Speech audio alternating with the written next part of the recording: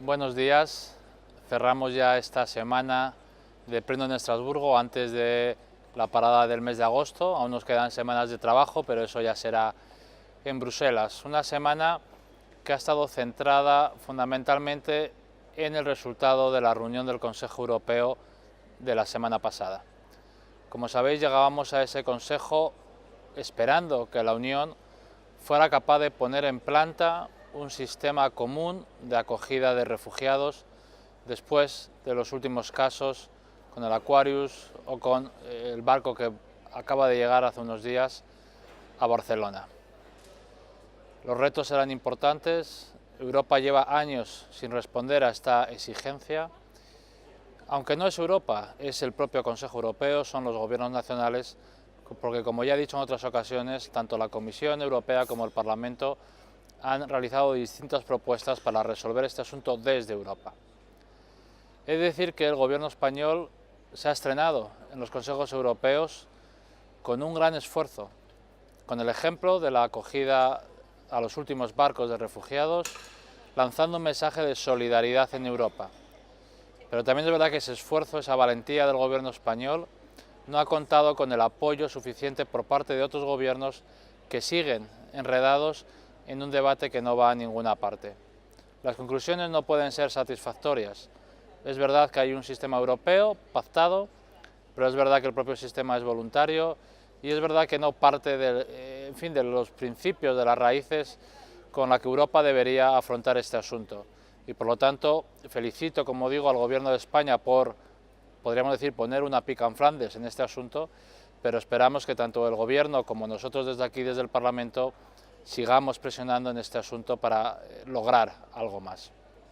También hemos discutido las conclusiones en materia económica de ese Consejo Europeo, de un Consejo A27 que fue el viernes pasado, en el cual de nuevo no ha habido ningún avance. Los gobiernos han sido incapaces de ponerse de acuerdo en avanzar en el seguro de depósitos, en la creación de un fondo de resolución consistente, en la creación de un instrumento fiscal anticíclico. Ni siquiera la declaración conjunta de Alemania y Francia ha servido para mover a otros gobiernos. Seguiremos peleando en este asunto justo cuando celebrábamos, por otra parte, la salida de Grecia del tercer programa. Un rescate complicado, un país que lleva 8 años sufriendo una crisis muy severa, de la que esperamos que esta salida sirva para mejorar las condiciones de los más humildes, pero que necesitará del acuerdo y del apoyo del resto de europeos y que hace más necesario, como digo, los avances en materia económica que siguen sin asumir muchos gobiernos nacionales en el Consejo.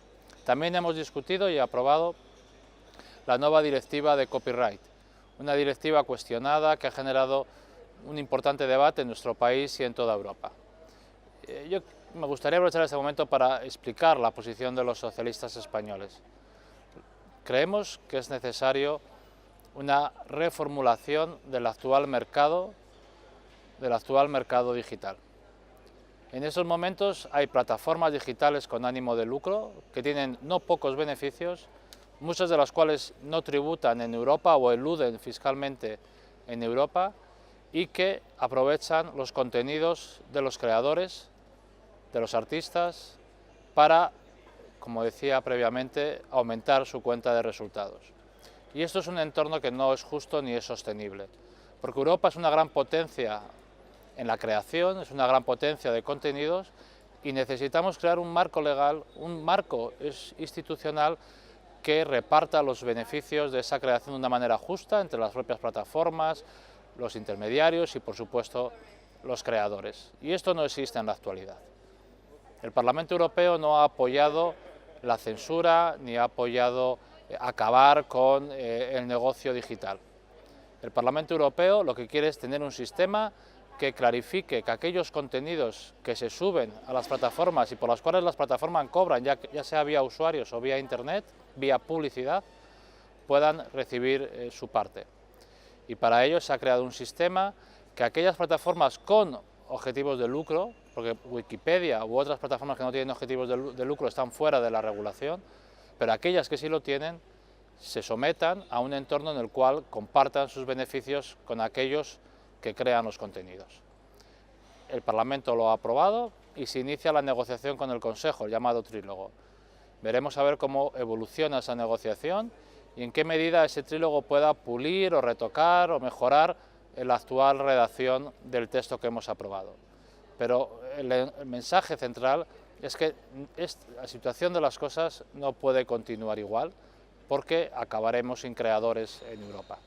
Así que muchas gracias y, en fin, buen fin de semana.